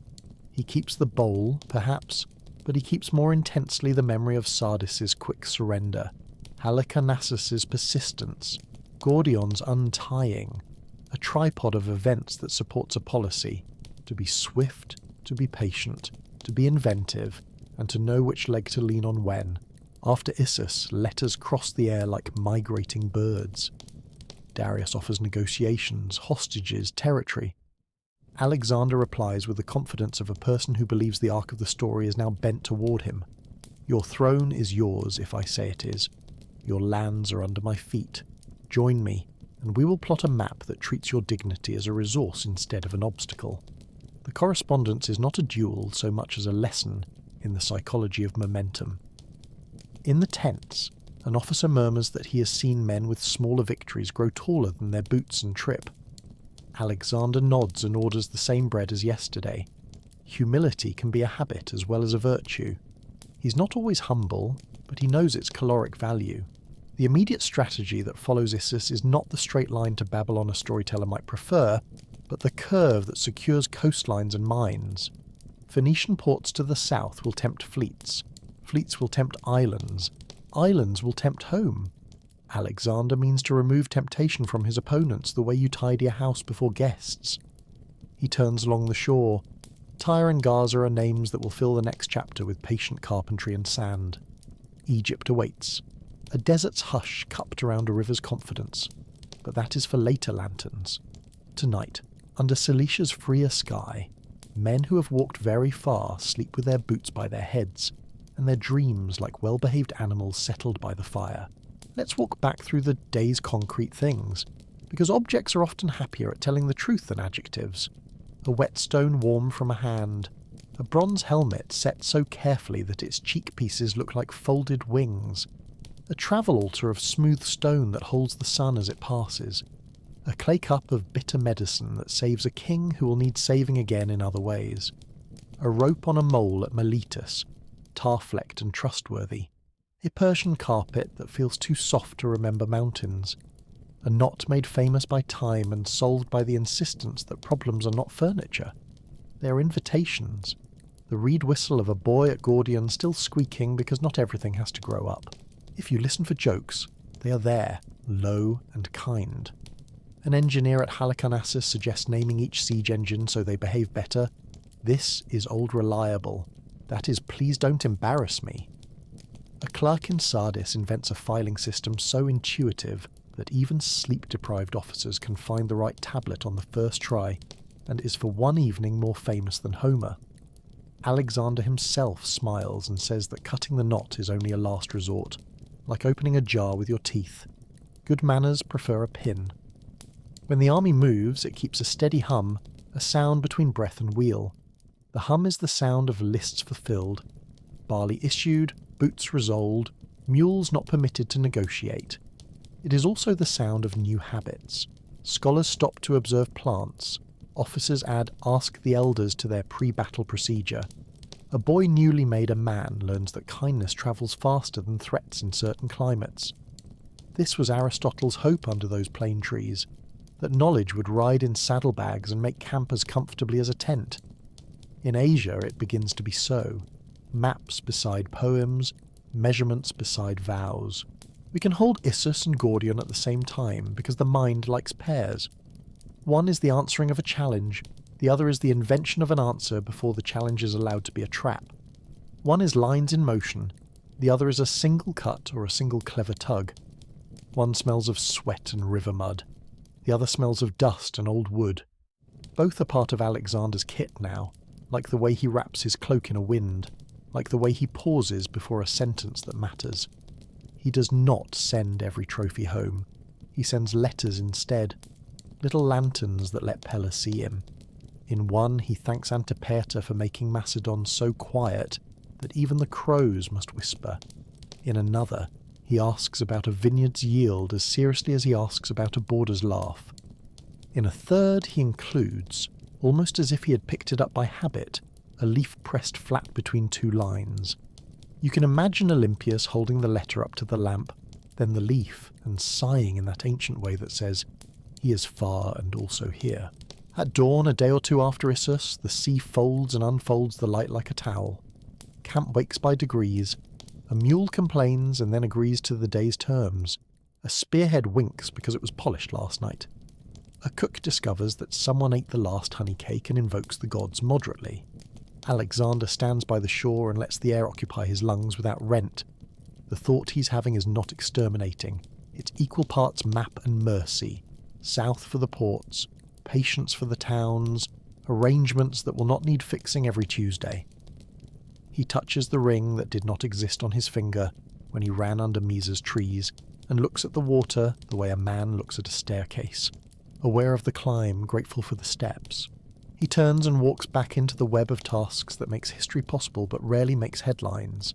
Requisitions that need a name added, a scouting report that needs its distances checked, a messenger to be told to eat first and ride second, because a fainting courier delivers nothing but drama.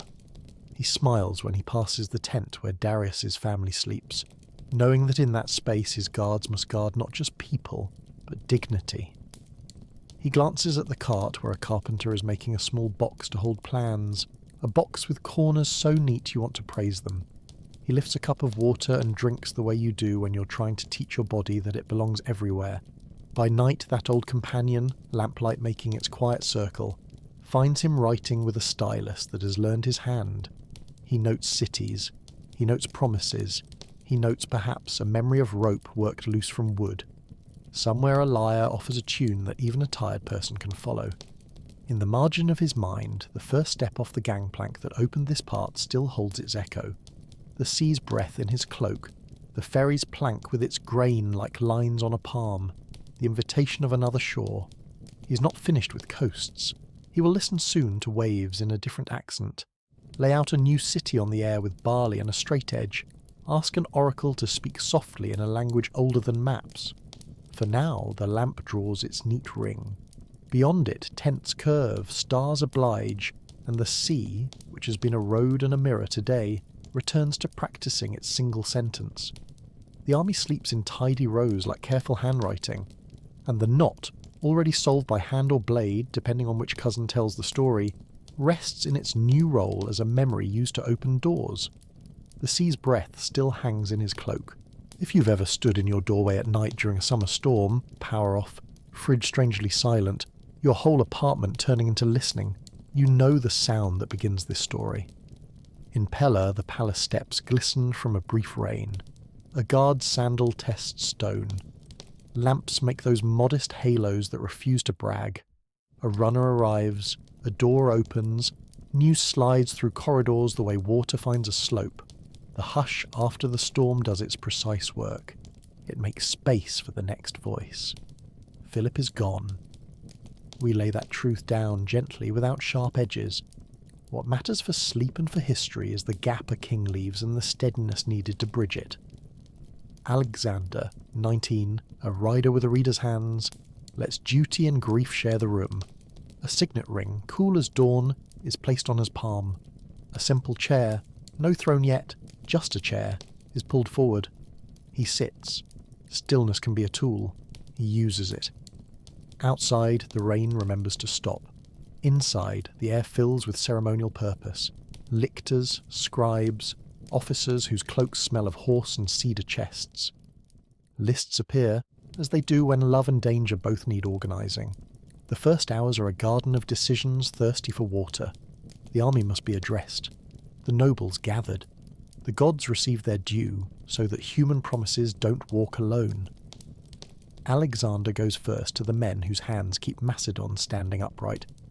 Phalangites with nicked fingers from drill. Cavalry with dust knotted in their hair. He speaks as someone who has practiced the language of command since he could manage a bridle.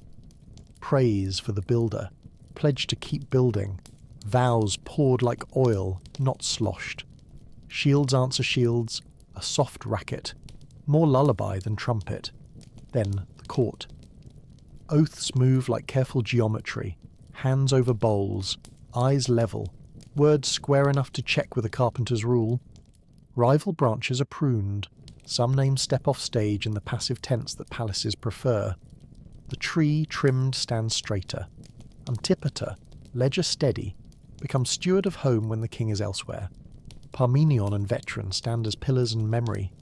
Olympias, a weather system in human form, tends rights, steadies the intricate web around a young king.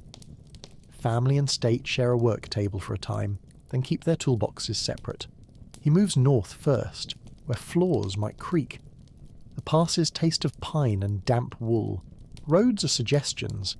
The air carries iron and the memory of cooking smoke. The army advances as a portable workshop. Wagons, axes, pegs, the phalanxes exact music. Step, plant, breathe, step, plant, breathe. Until the hills nod in time. We will not choreograph violence. Let us speak of crossings, cleverness, and kindly logistics. A river faced with geometry and rope. Ridges negotiated by choosing the slope that keeps feet honest. Tribes test, then reckon. Alexander shows himself where morale needs a face. When the work is done, let us run home along the path of the march like sensible birds. We went. We saw. We made arrangements that will hold. Back south, Thessaly considers moods. Alexander arrives with theatre's timing and a carpenter's promises. He suggests the arithmetic of continuity. Thessaly resolves to remember its history with Macedon, and the road turns smooth underfoot. At the pass of Tempe, the wind threads trees and armour. He speaks to cities now. The League of Corinth, Philip's device for turning rivalry into collaboration, needs a fresh hinge. The assembly gathers under roofs where words behave politely en route to decisions. Athens watches from the dignity of her columns. Sparta, a lifelong non-joiner, declines. Most others agree to the old-new choreography. Macedon holds the baton. Cities keep their melodies. Alexander is named hegemon. It is a conducting job with a chorus that sometimes thinks it's the composer. Still, the score is legible. Sanctuaries are visited. The gods receive courtesy in proportion. Oracles, scenic rather than specific, speak. Alexander understands the poetry of ambiguity and answers with simple offerings. Grain, wine, a measured phrase. In Corinth, later storytellers seat him opposite Diogenes, who asks the king to stand out of his sun. Whether the meeting happened precisely is less important than the parable. Power cannot replace weather. A ruler who can laugh at that fact sleeps better. Winter and spring make administrative music. Coinage is checked for confidence. Tax is tuned so revenue sings rather than shouts. Roads mended. Garrisons remind borders how to be borders without becoming fences for hearts. He visits training grounds at odd hours, a quiet kindness to discipline. Officers leave his presence with assignments and a pleasant sense that their lists are not tyrants but tools. Thebes, proud and storied, tugs at the alliance rope. Rumour grows legs. Alexander turns north to south with a speed that is a story already. A dawn expected next week arrives today. Siege follows. Exhausting arithmetic of walls and wills. The ending is stern. Houses fall. An example made. But even sternness can braid mercy. He spares the temples and the house of Pindar. A wreath laid on the brow of Greek memory. Athens measures breath and chooses eloquence over arms. The league holds. The message carefully folded and sent. Not fear me, but believe me. In politics, to be believed is the coin that spends best. Victories carry grief too. He orders rebuilding where steadiness needs mortar. Writes to cities in a tone that recognises pride. Consults older men who have the wisdom of ash and frost in their hair. He eats with officers, asks questions that let other people enjoy their own competence. With Greece arranged like a house that won't trip the guest at the door, chairs tucked, rugs flat, the lamp by the latch burning low, he turns to the east. Parmenion and a vanguard have crossed first, stacking supplies, testing governors for friendliness or theatre. Antipater is appointed regent at home, a cloak of a job. Warm, weighty, not designed for applause. Antipater aligns numbers like constellations. Knows which governor needs praise and which needs a surprise visit. Knows when a garrison should be seen drilling and when it should be heard quietly repairing a bridge. With that anchor set, Alexander can let the sea be a road. Supplies are the most soothing music to a listmaker. Grain tallies march down tablets. Herds arranged as walking pantries. Ship captains nod over manifests that read, to certain souls like poetry. Rope, pitch, spare sail, water jars, dried figs, iron nails, barley, more rope. Carpenters check wheels, farriers check shoes, scribes check each other. Scholars join, with ink cakes, curiosity, and a promise to notice plants and peoples as carefully as Victories. Aristotle would approve of fieldwork. Even musicians have assignments. A march walks better with a tune. Night sleeps more quickly when someone can coax air into a reed. The harbours wake. Ropes lift from pegs with the clatter of the old friends. Amphorae cluck as they settle into nets. Mules assert opinions and then forgive the day. Tar warms. Gulls offer free advice. Alexander crosses decks not as ornament but as reassurance. He pours a libation. Oil kissing salt, a prayer stepping out, walking ahead like a scout. Somewhere an oarsman hums a tune that the army will borrow by afternoon. Across the Hellespont the air smells of thyme and stone. The army comes ashore in that disciplined shuffle that makes even sand sound organised. Before hurry there is homage. He climbs to Ilion, Troy's later name, where the old song keeps its camp. He crowns Achilles. Sources like to place Hephaestion with a wreath for Patroclus, because friendship is a rite that requires two sets of hands. A temple attendant produces a ceremonial shield. Some versions say Alexander exchanges his armour for a sacred piece. Whether exactly so, the truth beneath is steady. Treat poems as blueprints, honour as equipment. The coast becomes a dotted line of waypoints. Abydos, Lampsacus, Ephesus, Sardis. The smell in the air, pitch, warm bread, brass, leather. At Sardis, the satrap's nerve folds like a map. The city opens. Alexander answers with a policy he will use like a key. Keep your laws, your gods, your festivals. Call the seal at the bottom of your document mine. Garrisons spread like extension cords, not fists. Granicus waits with a voice like granite. Steep banks in places slick with grass. Water that reaches a horse's chest if you choose the impolite crossing. Persian cavalry angle like commas. Greek mercenaries ironed into tidy lines. Parmenion recommends camping. Alexander surveys sky, ground, current, men. He prefers to conserve confidence rather than squander it in delay. Lines set with a tailor's neatness. Words placed to occupy the space where fear tries to live. Signal given. We won't dwell on sharpness. Let's speak of geometry, wedges behaving in water, lines holding because someone somewhere refuses to be interesting and simply does his job. Dus lifts and rethinks. Later accounts love a near disaster, a bronze blade arcing toward a king's head, intercepted by a friend's hand like a door closing. Details vary. The gist is predictable and good. No one important goes far alone. The river consulted afterward offers no comment. It gets back to being a river. Victory at Granicus is a series of errands, names recorded, horses collected for tomorrow's affection. Letters go out in sentences so balanced they could be weighed. You will find me in favour of your laws and gods. Send steadiness, and, when called, men. Greek mercenaries taken with Persian pay received the dry justice of the day. Some sent home in chains, some folded into Macedonian ranks. Alexander believes in consequences because he believes in schedules. He also prefers reconciliation when it is cheaper than regret. Along Ionia he favours keyholes over battering rams. Ephesus, Miletus, neighbours, knock, greet, restore. In Miletus, Persian ships hold the harbour like a closing hand. Parmenion argues for a sea fight. Alexander disbands much of his fleet. He will beat ships by taking ports, not glamorous, but elegant. Siege engines arrive like patient furniture. Men build, push, brace, repeat. The city yields in a mixture of noise and relief. The Persian fleet, suddenly anchorless, searches for a chorus and finds the wind indifferent. Halicarnassus is stubborn walls and Memnon of roads, resourceful, salaried by Persia, directing clever sorties. Knights are taught. The moon sees both sides do upgrades. Ladders measured, oil jars guarded like infants, carpenters earning hazard pay. The end is erasures, not calligraphy. Damage, defenders slipping to sea with plans and bile. Amid this, Alexander writes a footnote to his imperial style. He meets Ada, Korea's queen, displaced steady, and restores her.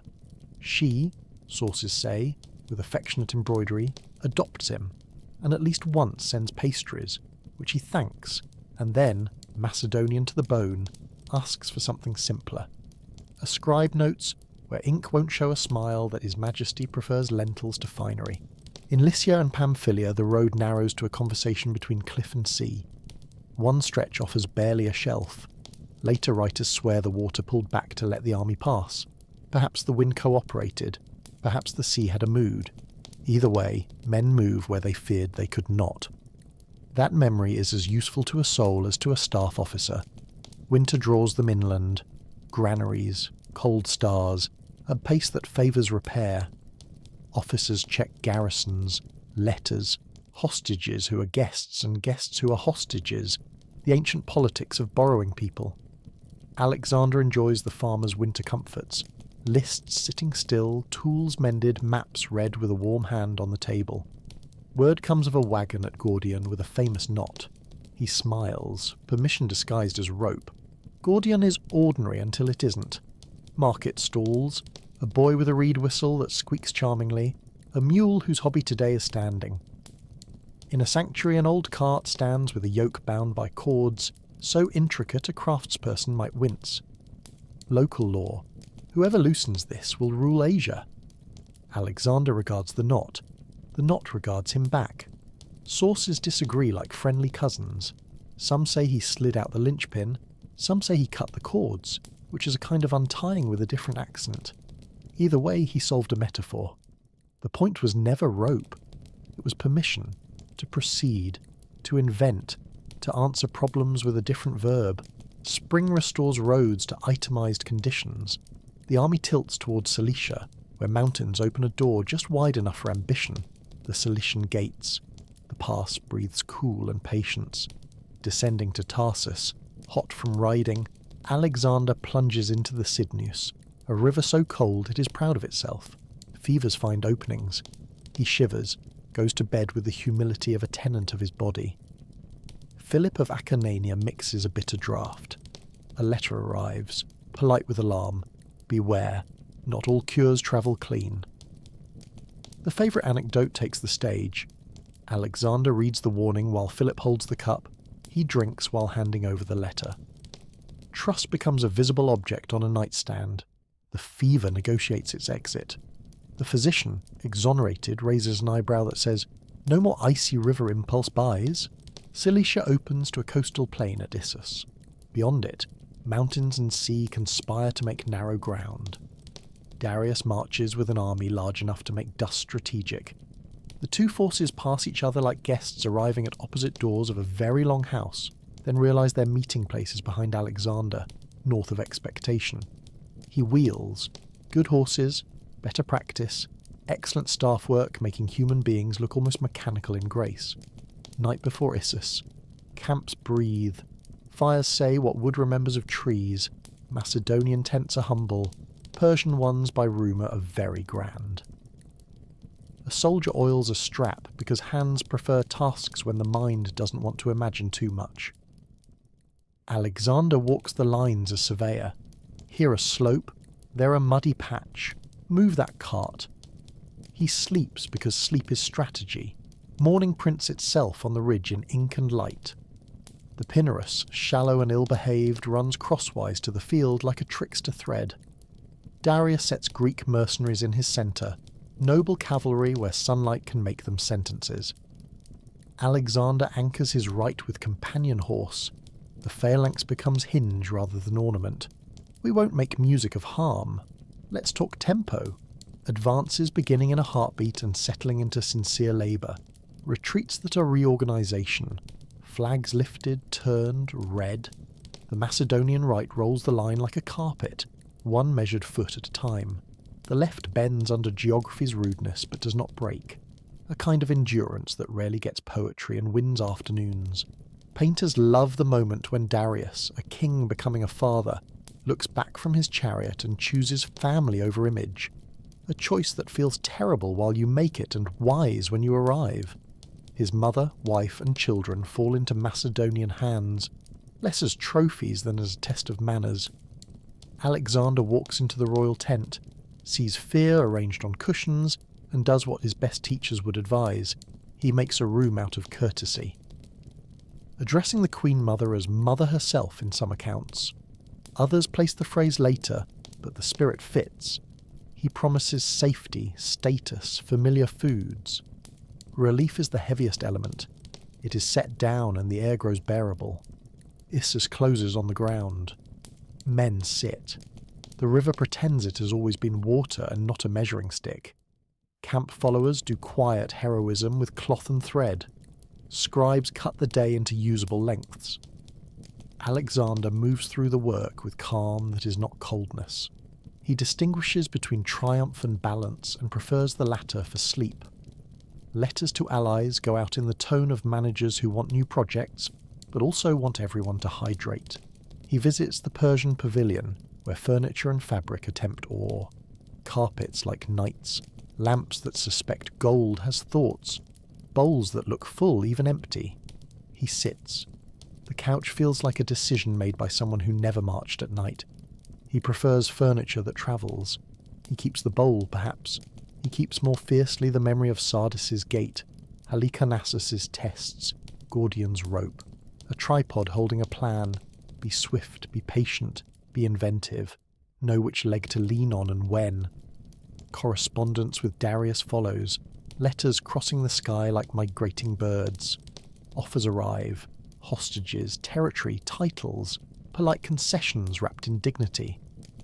Alexander replies with the confidence of a man who believes momentum has agreed to sit at his table.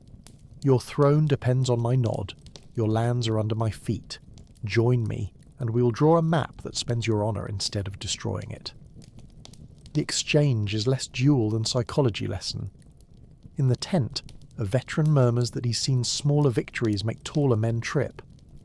Alexander orders the same bread as yesterday and nods. Humility can be practiced like a drill. He won't always do it, but he knows its caloric value. Strategy after Issus curves down the coast rather than draw a straight line to Babylon. Phoenician ports tempt fleets. Fleets tempt islands. Islands tempt home. He will strip temptation from his enemies the way you tidy a house before guests. South to Tyre and Gaza, names that will become carpentry and sand. Egypt waits, river confidence cupped by desert hush. The future glows at the horizon's lip, but tonight Cilicia's sky is generous, and men sleep with boots by their heads, and dreams behaving like well-trained dogs by the fire. Let's count objects, things that tell truth better than adjectives. A whetstone warm from a hand, a bronze helmet set so carefully its cheek pieces look like folded wings, a travel altar smoothed by use, a clay cup of bitter medicine that saves a king, a tar-flecked rope on a Miletus mole, a Persian carpet too soft to remember mountains, a knot whose solution was permission, a reed whistle still squeaking in Gordian because not everything has to grow up. Gentle jokes circulate like bread. An engineer suggests naming siege engines so they behave, old reliable, and please don't embarrass me. A clerk in Sardis invents a filing system so intuitive that sleep-deprived officers retrieve the right tablet on the first try and for one evening becomes more famous than Homer. Alexander says cutting the knot is for emergencies, like opening a jar with your teeth. Good manners prefer a pin. When the army moves, it hums, part breath, part wheel. It is the sound of lists fulfilled, barley issued, boots resolved, mules not invited to debate. It is also new habits, scholars stopping to observe plants, officers adding, ask the elders to pre-battle procedure. A boy newly made a man discovering kindness travels faster than threats in certain climates. Aristotle's hope under plane trees becomes fieldcraft, maps beside poems, measurements beside vows. He keeps sending letters home, little lanterns that let Pella see him.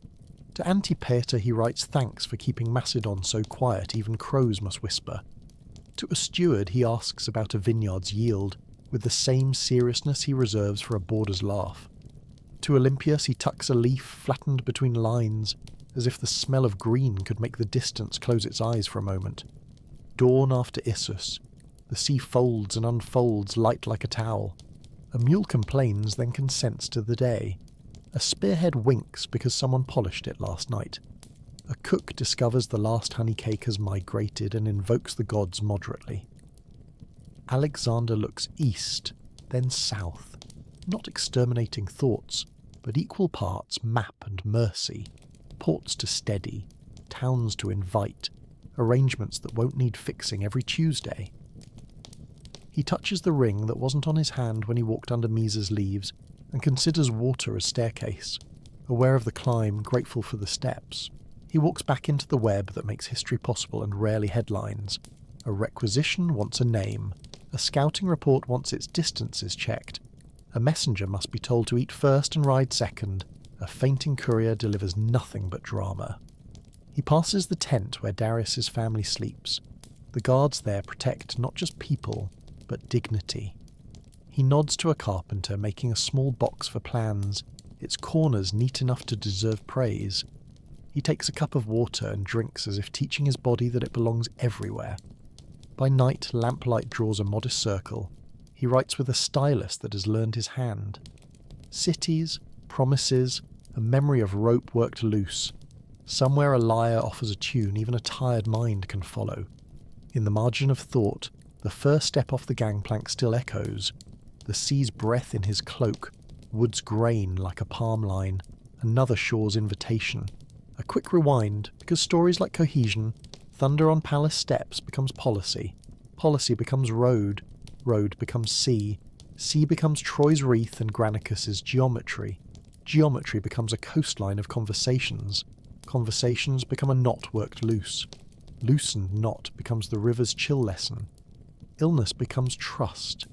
Trust becomes Issus, where a hinge held and a family was greeted as family. And now the coast curves south, towards cities that build causeways out to sea and deserts where oracles whisper, and we will let that be tomorrow's lantern. If you are listening in bed, the objects are still around you. Lamp, book, blanket, and they are cousins of his. Oil lamp, wax tablet, cloak. In both rooms, yours and his, light learns to be modest. Fabric learns to be warm. Words learn to be bridges. He taught fear to face the sun once for a horse. He does it again, and again, and again, turning dark things to light, then walking. So we let the lamp's circle hold. The The palace steps back in Macedon remember that hush after rain, the shoreline remembers the creak of ropes, a boy's reed whistle in Gordion stubbornly squeaks, somebody in Sardis files a tablet where it belongs, a queen in Caria writes a pastry recipe and, smiling, also writes a letter, a physician rinses a cup and thinks about rivers, a carpenter pulls a plane toward him until wood loves him back, and the king? He sleeps eventually, to the hum of an army that knows, as well-run houses do, how to breathe in rows. The hush after the storm, the careful, helpful silence that opened the chapter, becomes the sea's hush, and both are one sound. A road of glimmering breath laid ahead, steady as a lamp's ring of light, and so our journey for tonight comes to a quiet close. The story lingers, like the last glow of candlelight, as you drift further into rest. If these gentle wanderings bring you peace, I invite you to like and subscribe so that whenever you wish, you may return and we can travel together once more. For now, dear listener, may your dreams be kind and your night be restful. Until next time.